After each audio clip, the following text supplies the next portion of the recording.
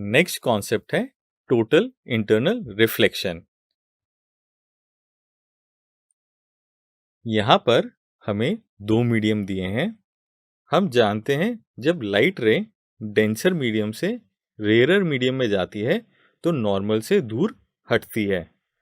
अब जब भी कोई रे एक मीडियम से दूसरे मीडियम में जाती है तो उसका कुछ पार्ट रिफ्लेक्ट भी होता है और कुछ पार्ट रिफ्रैक्ट होता है। अब यहाँ पर हमारे पास एक सिचुएशन है।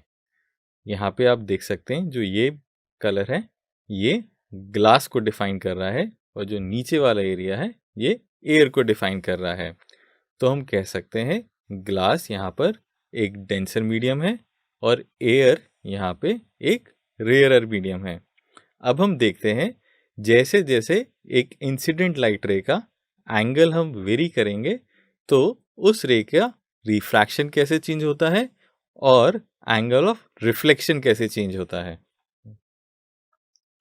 अब यदि कोई लाइट रे डेंसर से रेयर मीडियम में जाती है तो हम उसका एंगल ऑफ इंसिडेंस कुछ इस तरह से बदलते हैं। अब हम देखते हैं कैसे एंगल ऑफ इंसिडेंस के साथ एंगल ऑफ रिफ्रैक्शन चेंज होता है।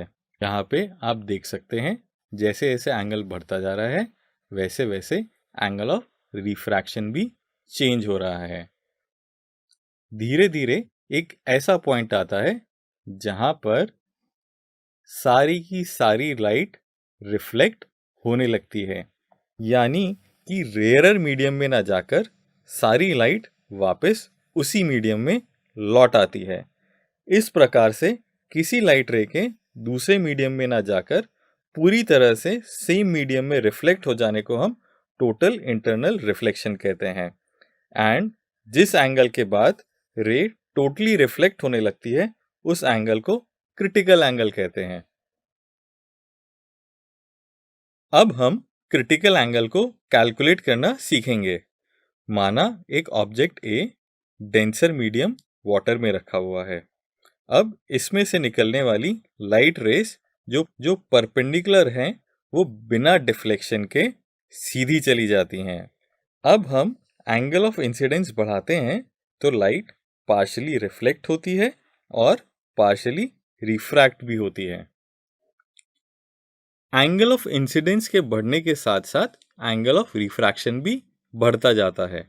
हम जानते हैं डेंसर से रेयरर मीडियम में जाते समय angle of refraction R is greater than angle of incidence I। तो एंगल बढ़ाते बढ़ाते एक एंगल ऐसा आता है जब एंगल ऑफ रिफ्रैक्शन 90 डिग्री हो जाता है, अर्थात रिफ्रैक्टेड रेस सरफेस के पैरेलल हो जाती हैं। इस एंगल को हम क्रिटिकल एंगल कहते हैं। यदि अब हम एंगल ऑफ इंसिडेंस को और बढ़ाएं तो रेज रिफ्रैक्ट नहीं होंगी बल्कि रिफ्लेक्ट हो जाएंगी। अब क्रिटिकल एंगल फाइंड करने के लिए हम स्नेल्स लॉ को अप्लाई करते हैं। तो हमें पता है कि क्रिटिकल एंगल IC के लिए एंगल ऑफ रिफ्रैक्शन 90 डिग्री है, अतः N1 sin IC is equal to N2 and sin IC is equal to N2 upon N1 which is equal to N21।